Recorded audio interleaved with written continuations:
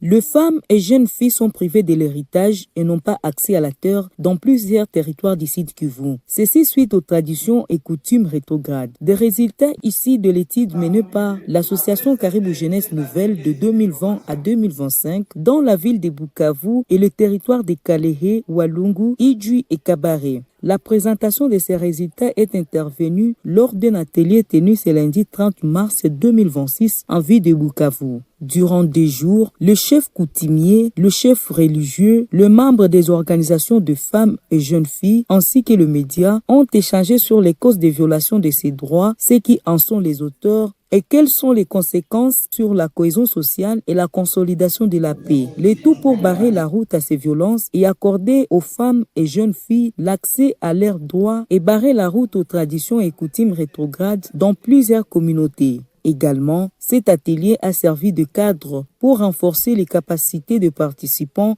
sur le code de la famille et la loi foncière. Ceci pour faciliter la sensibilisation et la vulgarisation de ces textes. Occasion pour Maître Papi Kadjabika de préciser que les femmes et jeunes filles ont droit à l'héritage au même titre que les hommes, conformément à la Constitution et le code de la famille de la RDC. À cet effet, ces derniers appellent les participants à sensibiliser la communauté pour déconstruire les antivaleurs et les coutumes et traditions rétrogrades qui occasionnent la discrimination de la femme et de la jeune fille. S'agissant de l'héritage, la loi est aussi très claire parce que dans le code de la famille, aux dispositions 758 et suivantes, on montre noir sur blanc que la femme est héritière au même titre que les hommes. La femme est listée parmi les héritiers de la première catégorie. Là, nous voyons les enfants nés dans le mariage, les enfants nés hors mariage et les enfants adoptifs. Donc, la femme peut être née dans le mariage, la femme peut être née hors mariage, l'enfant peut être adopté. Elle fait partie de la première catégorie d'héritiers. Et donc, il n'y a aucune raison pour limiter l'accès à l'héritage à la femme. On a donné la deuxième catégorie des héritiers.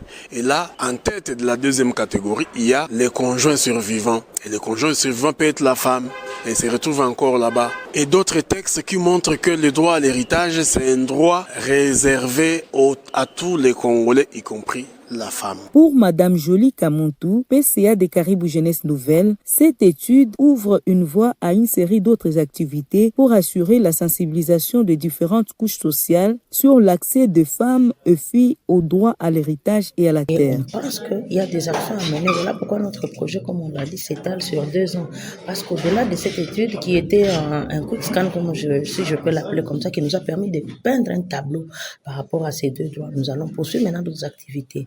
Il y a des causeries éducatives que nous allons commencer dans les communautés pour éveiller, pour informer, pour sensibiliser qu'il y a ce problème aussi en communauté.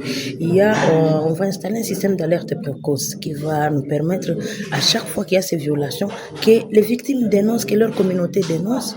On a recruté des experts en droit qui vont les accompagner, qui vont faire des plaidoyers avec elles auprès des familles, auprès des autorités coutumières pour les restituer dans leurs droits.